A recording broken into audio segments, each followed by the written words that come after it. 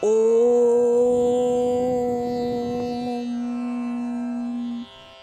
सुप्रभात। मैं हूँ काव्या के भी आपके साथ। भगवान शिव और माता पार्वती के विवाह की कथा।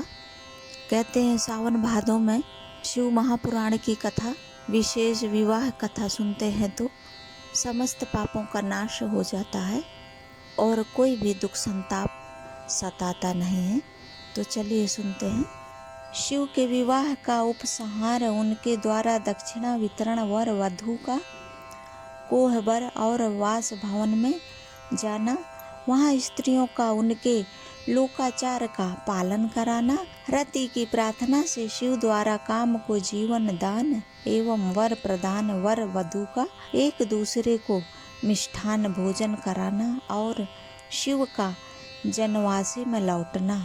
ब्रह्मा जी कहते हैं, नारद तदंतर मेरी आज्ञा पाकर महेश्वर ने ब्राह्मणों द्वारा अग्नि की स्थापना करवाई और पार्वती को अपने आगे बिठाकर वहाँ ऋग्वेद, यजुर्वेद तथा सामवेद के मंत्रों द्वारा अग्नि में आहुतियाँ दी।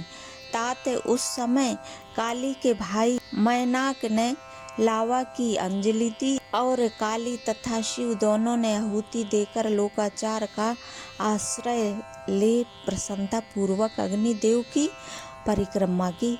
नारद तदंतर शिव की आज्ञा से मुनियों सहित मैंने शिव विवाह का शेष कार्य प्रसन्नता पूर्वक पूरा किया। फिर उन दोनों दंपति के मस्तक का अभिषेक हुआ। ब्राह्मणों ने उन्हें आदर पूर्वक ध्रुव का दर्शन कराया। तत्पश्चात हृदयालंबन का कार्य हुआ। फिर बड़े उत्साह से साथ स्वस्ति वाचन किया गया। इसके पश्चात ब्राह्मणों की आज्ञा से शिव ने शिवा के सिर में सिंदूर दान किया। उस समय गिरिजा राज नंदिनी उमा की शोभा अद्भुत और अवर्णनीय हो गई।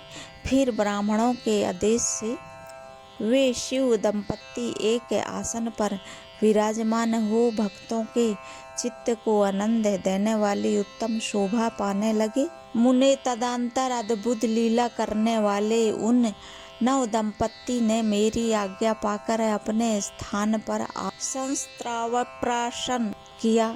इस प्रकार विधि पूर्वक उस विवाहिक यज्ञ के पूर्ण हो जाने पर भगवान शिव ने मुझ लोक स्त्राष्टा ब्रह्मा को पूर्ण पात्र दान किया। फिर शंभु ने आचार्य को गोदान किया। मंगलदायक जो बड़े बड़े दान बताए गए हैं वे भी सहर्ष संपन्न किए। तत्पश्चात उन्होंने बहुत से ब्राह्मणों को पृथक पृथक 100 सुवर्ण मुद्राएं दी, करोड़ों रत्न दान किए और अनेक प्रकार के द्रव्य बांटे। उस समय सब देवता तथा दूसरे चराचर जीव मन में बड़े प्रसन्न हुए और जोर जोर से जय जयकार की ध्वनि होने लगी। सब ओर मंगली के शब्द और गीत होने लगे। वाद्यों की मनोहर ध्वनि सबके आनंद को बढ़ाने लगी। इसके बाद श्री विष्णु में देवता, ऋषि तथा अन्य सब लोग गिरिराज से आज्ञा ले बड़ी प्रसन्नता के साथ शीघ्र ही अपने अपने डेरे में चले आए। उस समय हिमालय नगरी की स्त्रियां आनंद मग्न हो शिव और पार्वती को लेकर कोहबर में गईं। वहां उन सबने आदर पूर्वक वर वधू से लोकाचार का संपादन कराया। उस समय सब और परमानंददायक महान उत्सव छा रहा था। आज की कथा यहीं तक। अगली कथा में फिर मिलते हैं। तब तक के लिए नमस्कार।